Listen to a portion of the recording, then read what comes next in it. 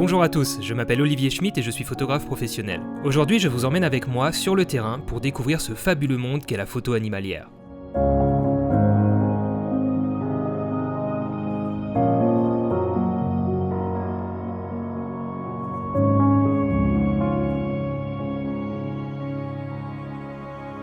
C'est dans le Doubs que je suis allé à la rencontre de Marc Jardot, un photographe animalier passionné et passionnant avec qui je vais partir à la recherche de renards à photographier.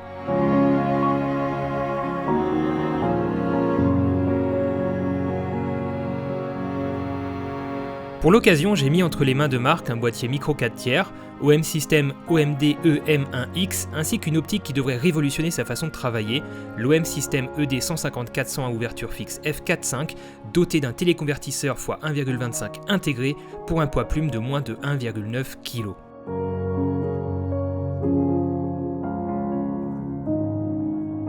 Habitué des boîtiers et optiques plein format, Marc devrait apprécier ce combo à la fois léger, compact, tout en étant redoutable d'efficacité. De quoi bouleverser ses habitudes, je pense.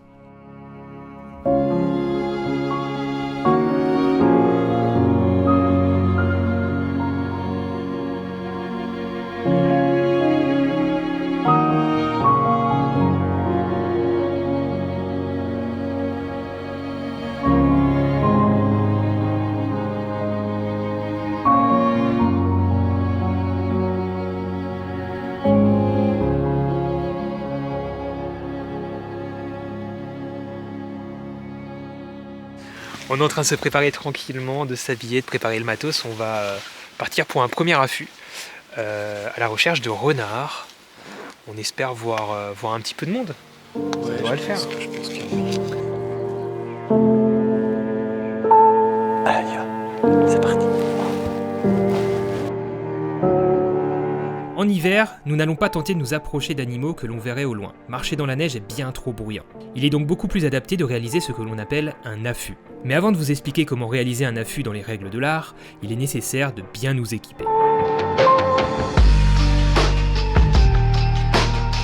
La première étape est donc de bien nous préparer pour avoir chaud, rester au sec et surtout être camouflé de façon cohérente avec le paysage qui nous entoure. Pour cela, Marc utilise simplement un manteau d'hiver blanc recouvert de motifs de camouflage. Très important bien évidemment, se couvrir la tête avec un bonnet et utiliser un tour de cou ou une cagoule pour terminer de camoufler le visage. Les mains sont également une autre partie du corps qu'il faut absolument masquer à l'aide d'une paire de gants cette fois-ci. D'ailleurs, Marc recommande vivement de partir avec plusieurs paires pour s'assurer de toujours être bien au sec et au chaud.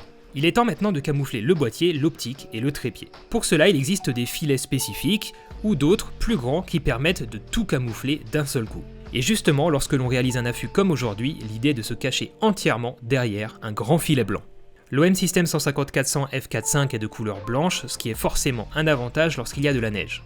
Cette caractéristique est récurrente sur ce type de téléobjectif, à la différence près que ce 150-400 gagne énormément en discrétion de par son faible encombrement, seulement 9 cm de diamètre pour sa lentille frontale, la possibilité donc d'y fixer un filtre, par exemple un filtre UV pour protéger la lentille frontale, le tout pour une focale variable allant tout de même de 375 mm à 1000 mm si on prend en compte à la fois le téléconvertisseur intégré x 1,25 ainsi que le rapport x2 induit par le micro 4 tiers.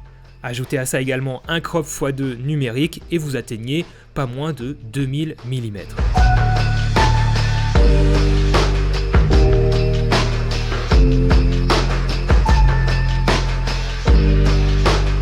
La deuxième étape est de nous rendre sur notre zone d'affût de la façon la plus discrète possible.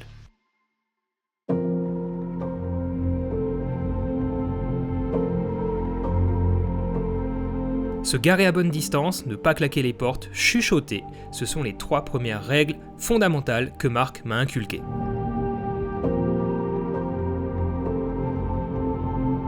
Il faut voir comme Marc balade avec facilité son équipement sur le terrain, on sent vraiment qu'il a l'habitude et qu'un équipement léger fait la différence.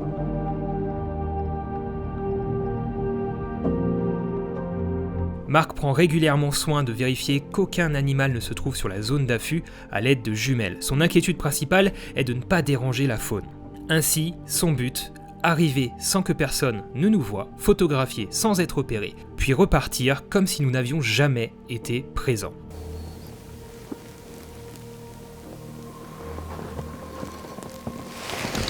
Tu vois, à chaque fois, faut arriver arriver sur la zone dans laquelle on va faire notre affût. On check tout. Moi je fais la jumelle pour être sûr au maximum qu'il n'y ait personne, puis on avance très doucement. Oui, c'est pour ça qu'on va longer le long de l'air, pour pas qu'il nous voie et puis pas le déranger. On va essayer de se cacher avec la hauteur.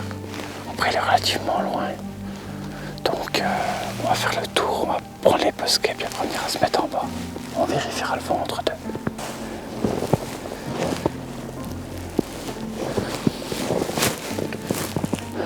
Tu vois là on reconnaît bien. Sur cette trace là on reconnaît bien la trace du blaireau. On voit bien les 4 petits coussinets bien ronds. Puis au niveau de l'espacement, 8. C'est ça, blaireau. Ouais. Normalement. Faut que je trouve une trace plus fraîche, plus jolie, mais je pense qu'il y a des chances.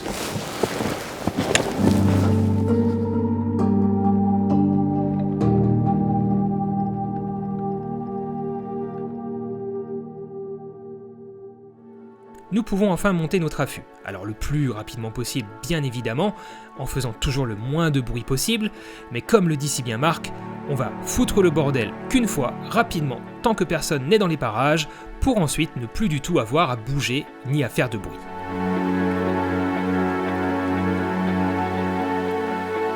Deux piquets, un grand filet blanc, un tapis de sol pour nous isoler de la neige et nous voilà en place. Il n'y a plus qu'à attendre. Minimum 2 heures, idéalement 4 heures. D'où l'importance, vous l'aurez compris, d'être bien au chaud et toujours bien isolé du sol. Une fois installé, Marc me partage quelques conseils de prise de vue. Marc, c'est quoi tes paramètres un peu pour ce type de photographie là aujourd'hui? Alors, ce que je fais, moi je traite beaucoup à grande ouverture déjà. D'une part, vu qu'on travaille sur la neige, j'ai tendance à surexposer un petit peu. 0,3, 0,7, ça m'est déjà arrivé par temps de brume de surexposer jusqu'à 1. Et toujours travailler aux bonnes vitesses. Là, vu la lumière qu'il y a, on peut descendre à fond les ISO. Je zoome à fond sur l'objectif. Et je viens d'activer le TC qui est intégré. Donc ça veut dire que tu perds un tout petit peu en diaph. Donc ouais, on perd un diaph. Là, je suis à 5,6. Au lieu de 4,5, Au c'est lieu ça? de 4,5, exact. Et là, je suis doublé parce que j'ai fait encore un crop numérique dans l'image sur le boîtier. D'accord. Donc en gros, là, je pense que le but du jeu aujourd'hui, c'est de pouvoir repousser un peu le boîtier, l'objectif sur ses retranchements pour regarder ce que ça peut donner. Mais clairement, là, si ça sort à la distance où on est, puis comment est configuré le matériel, je pense qu'on peut faire un joli portrait si ça sent. Voilà. Allez, maintenant, on va faire notre affût tranquille et puis on va attendre que ça bouge un petit peu en espérant que le vent tourne pas.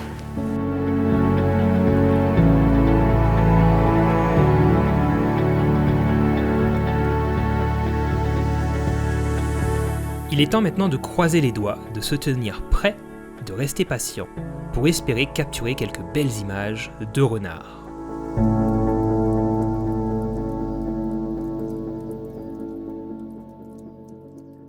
En attendant qu'un renard veuille bien se montrer, je vais laisser Marc vous parler de son expérience avec l'OM System EM1X ainsi que le 150-400 f4.5. Donc moi c'est une optique que j'aime bien, c'est très confortable. Au niveau du poids, on a 1,8 kg, 1,9 kg je crois, on est entre les deux. La stabilisation, elle ne fait pas un bruit, pas de claque, rien du tout. Ça c'est impeccable aussi. On sent bien, en plus on sent bien les grippes, quoi. C'est impeccable. Au niveau des options qu'on a, on retrouve un petit peu ce qu'on a sur toutes les autres longues focales. Donc des ranges de mise au point à l'infini, de 6 mètres à l'infini, des presets de mise au point avec tous les boutons qui sont là, tout autour, tac tac. Donc le zoom, même derrière un filet, très accessible avec la main. La poignée, alors moi j'ai de la chance, j'ai les petites mains donc ça passe impeccable. Au pire des cas on peut la prendre par le dessus. Le grip il est bien, le caoutchouc, un caoutchouc grip avec du gant, sans gant, ça marche bien. Les ajustements MF, ils sont super agréables. C'est vraiment limpide. Petite chose aussi qui est vraiment cool. Alors là c'est pour ça qu'on voit qu'on passe sur une optique haut de gamme quand même. Donc là l'objectif il est 150-400. Tac, on le passe là-dessus, même pendant qu'on est en train de shooter, hein, ça fonctionne. On le passe sur un 1,25. On peut reloquer pour plus qu'il bouge aussi, au cas où on pourrait travailler avec les mains derrière. Ça c'est le TC, hein, c'est ça? Ça c'est le TC. Le convertisseur. Donc là, un convertisseur intégré multi-lentille à l'intérieur. Et en gros, ce que j'ai fait tout à l'heure, vous verrez les images. Donc la possibilité, clairement, de faire un plan large. On rezoome, tac. Et après si on veut vraiment pousser le vis, un petit coup de TC, et puis là, on se fait vraiment un gros plan, quoi. Les lentilles sont traitées, je crois, pour le déperlement de la pluie. Ce qui est assez rare, c'est que sur celle-là, on peut rajouter un filtre. Donc, par exemple, sur un 500 mm ou 600 de chez Sony, on peut pas rajouter de filtre, quoi. Ils sont trop gros, puis la plupart sont pas prévus, quoi. Donc ça, c'est vraiment chouette. Donc ouais, puis c'est agréable. C'est au niveau de la finition, au niveau des finitions de ça, on a toujours le problème là-dessus. C'est qu'au fur et à mesure du temps, ils ont tendance un peu à se casser, à se détériorer. Les points d'ancrage sur celui-là, il est bien propre, bien serti. J'ai vérifié, en plus c'est bien fini. C'est du matériel qui est bien fini, quoi.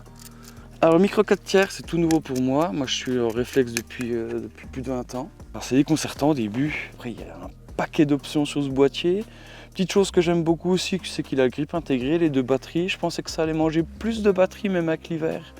Une matinée d'affût, comme j'ai fait des photos avec, en très haute rafale silencieuse, on n'entend rien du tout. On arrive gentiment à faire plus de 800 photos, donc non. Les raccourcis, c'est vraiment top pour la photo animalière. Raccourci ISO directement là. Compensation à l'expo, le déclencheur, ça c'est comme tous les boîtiers. Les deux molettes là, qui sont impeccables. Compensation directe ici, sans appuyer là, ça c'est top aussi, qu'on peut configurer. Là la molette standard. Et moi j'aime bien travailler juste en faisant mes AF directement sur le bouton là, et là c'est complètement configurable. Je pensais que j'allais plus galérer que ça, et non, je trouve ça vraiment cool. Vous l'aurez compris, Marc est conquis. Il me confiera que selon lui, ce type de matériel conviendra également parfaitement aux photographes qui souhaitent se concentrer sur les oiseaux. Les bénéfices du micro 4/3 sont alors encore plus importants. Mais ne serait-il pas temps de retourner voir sur le terrain si des renards ont bien voulu se montrer durant ces 2 journées d'affût? Après de longues heures d'attente, voici quelques images que Marc a pu capturer. Je vous laisse savourer ces instants magiques.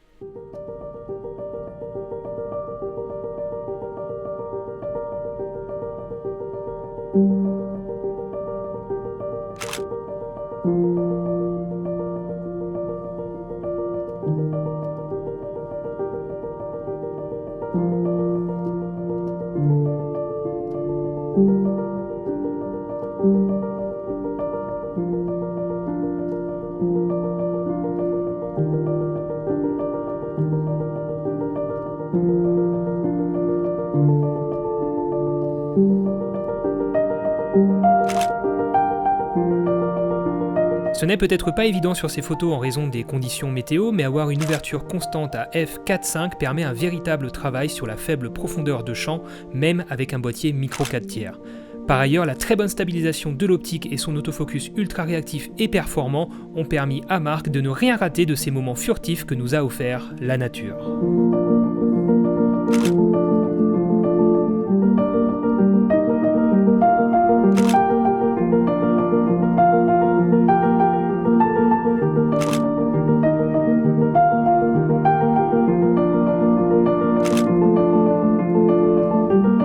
Il est maintenant temps pour nous de plier bagages, une fois la zone désertée par les renards bien évidemment. Nous espérons que vous avez apprécié cette vidéo, vous retrouverez dans la description plus d'informations concernant le matériel OM System qu'a utilisé Marc. N'oubliez pas de vous abonner à la chaîne Fox TV pour ne pas louper les prochaines vidéos, et si celle-ci vous a plu, laissez-nous un petit commentaire et un pouce en l'air pour nous le faire savoir.